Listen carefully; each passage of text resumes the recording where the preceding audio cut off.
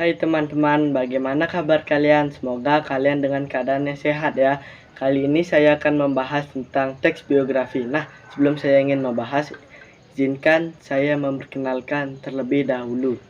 Nama saya Komang Ramohyu Devasya, nomor absen 12. Yang pertama, pengertian teks biografi.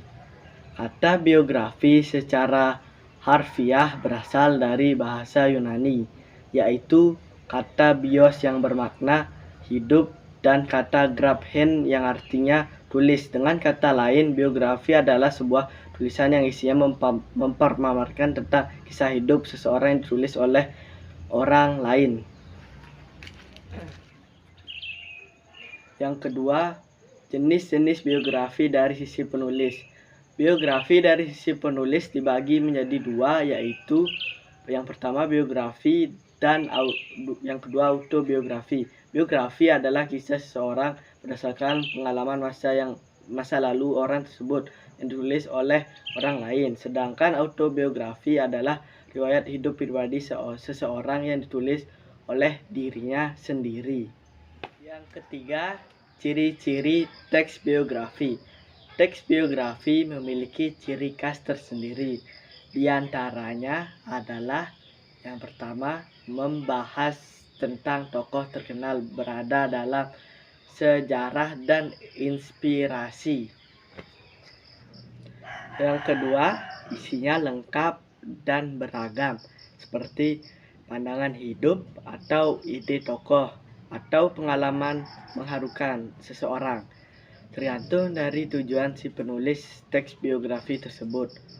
Teks biografi memiliki dua ciri berbeda, memberikan gambaran tentang kehidupan dan riwayat seseorang.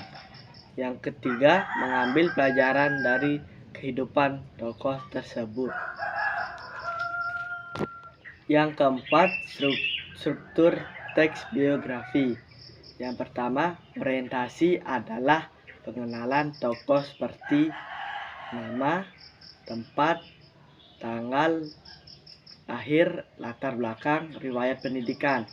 Yang kedua, peristiwa dan masalah adalah berisi peristiwa penting yang menarik, mengesankan, atau suatu permasalahan yang dihadapi tokoh dalam mencapai tujuan dan cita-citanya. Yang ketiga adalah reorientasi, adalah isinya pandangan penulis terhadap tokoh. Bagian ini tidak selalu ada dalam setiap teks biografi, tergantung dari gaya penulis dan tujuan dari seorang penulis tersebut yang ingin menulis apa aja teksnya yang isinya tersebut.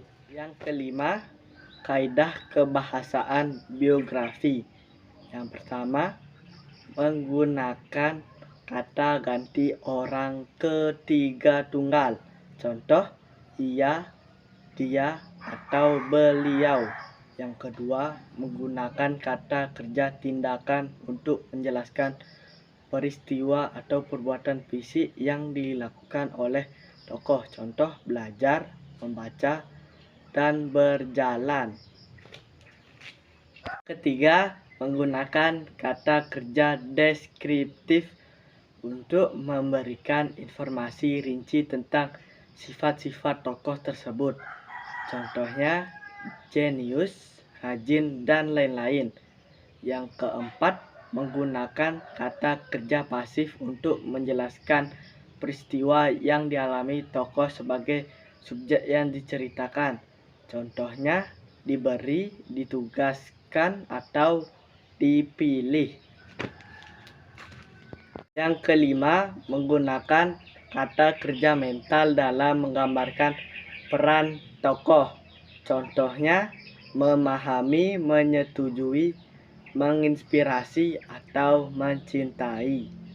Yang keenam, menggunakan kata sambung kata depan atau nomina yang berkenaan urutan dengan waktu. Contohnya, sebelum, sesudah, sudah, atau pada saat.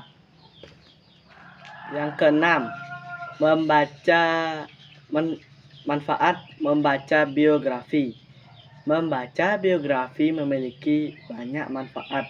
Salah satunya manfaat utama adalah mendapatkan inspirasi dan mempelajari keteladanan tokoh yang digambarkan dari cerita tersebut.